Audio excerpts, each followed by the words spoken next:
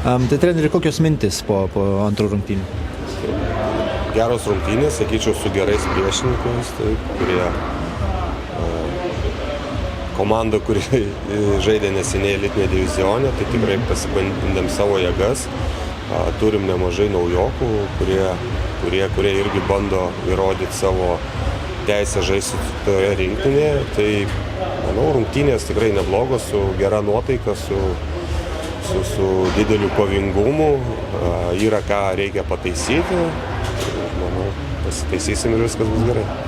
O apie rungtynių eigą, antras ir trečias kėlinys atrodė labiau energingas iš mūsų komandos perspektyvos. Pirmas priminė biškį praeitas varžybas. Ar manot, kad kažkas keitėsi, gal kažkoks po pirmo kėlinio kažką šnekėjot su žaidėjais? Tokio labai kažko skirtingų nurodymų nebuvo, gal sunkiau įsivažiavo, bet po truputį gal prašym, kad žaidimą perkel daugiau į puolimo zoną, mažiau praradimo ritulio būtų viduriniai zonai, greitesnis išėjimas iš savo gynybos zonos, tai gal tas ir lėmė, kad šiek tiek daugiau pradėjom žaisti puolimo zoną. Ir vakar patirtas pralaimėjimas, įmuštas vienas įvartis, šiandien taip pat neįmušta. Suprantama, tai draugiškos varžybos, bet ar nėra truputį nerimo, kad gal nėra žaidėjai pakankamai alkani, nėra alkani tai pergaliai įvarčiams? Stengiasi, nepasakysi, kad jie nealkani.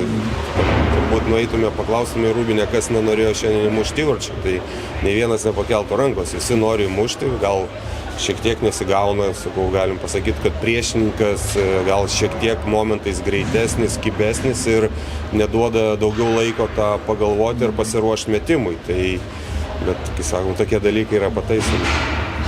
Ir apie pačią Lenkijos rinktinę, pats turnyras vyks Lenkijoje, tai jie žais namuose, apie juos jau ką tik girite, ar manot, jie yra būtent tas pretendentas vėl pakilti aukščiau?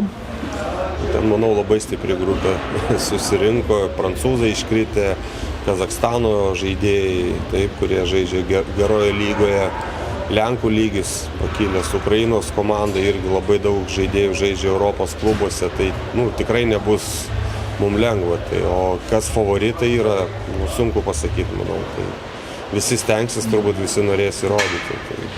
Tai turėtų puikus čempionatas būti.